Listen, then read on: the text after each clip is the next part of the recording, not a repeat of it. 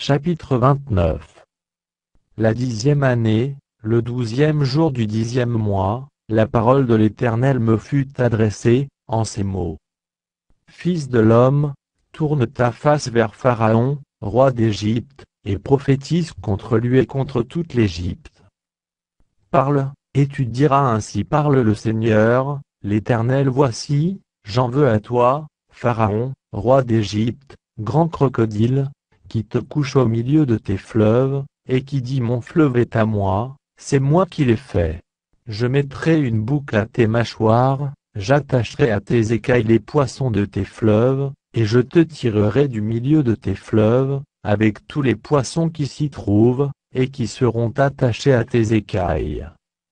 Je te jetterai dans le désert, toi et tous les poissons de tes fleuves.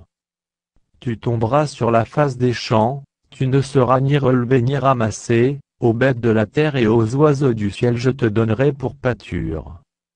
Et tous les habitants de l'Égypte sauront que je suis l'Éternel, parce qu'ils ont été un soutien de roseau pour la maison d'Israël. Lorsqu'ils t'ont pris dans la main, tu t'es rompu, et tu leur as déchiré toute l'épaule, lorsqu'ils se sont appuyés sur toi, tu t'es brisé, et tu as rendu leurs reins immobiles.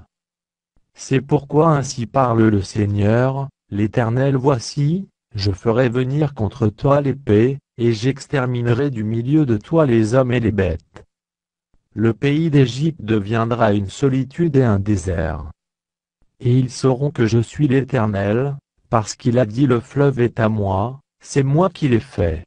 C'est pourquoi voici, j'en veux à toi et à tes fleuves, et je ferai du pays d'Égypte un désert et une solitude, depuis Migdol jusqu'à Syène, et aux frontières de l'Éthiopie. Nul pied d'homme n'y passera, nul pied d'animal n'y passera, et il restera 40 ans sans être habité.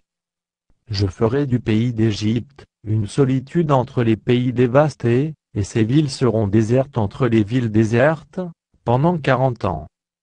Je répandrai les Égyptiens parmi les nations, je les disperserai en divers pays.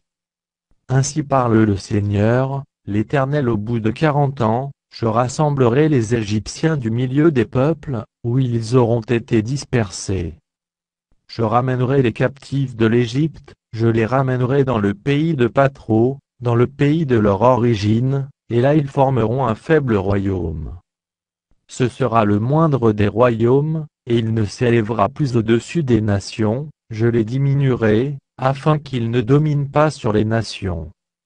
Ce royaume ne sera plus pour la maison d'Israël un sujet de confiance. Il lui rappellera son iniquité, quand elle se tournait vers eux.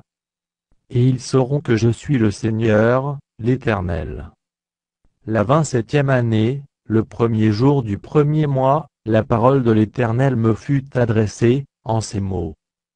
Fils de l'homme, Nebuchadnezzar, roi de Babylone, a fait faire à son armée un service pénible contre Tyr, toutes les têtes sont chauves, toutes les épaules sont écorchées, et il n'a retiré de Tyr aucun salaire, ni lui, ni son armée, pour le service qu'il a fait contre elle. C'est pourquoi ainsi parle le Seigneur, l'Éternel voici, je donne à Nebuchadnezzar, roi de Babylone, le pays d'Égypte, il en emportera les richesses, il en prendra les dépouilles, il en pillera le butin, ce sera un salaire pour son armée. Pour prix du service qu'il a fait contre Tyr, je lui donne le pays d'Égypte, car ils ont travaillé pour moi, dit le Seigneur, l'Éternel. En ce jour-là, je donnerai de la force à la maison d'Israël, et je t'ouvrirai la bouche au milieu d'eux, et ils sauront que je suis l'Éternel.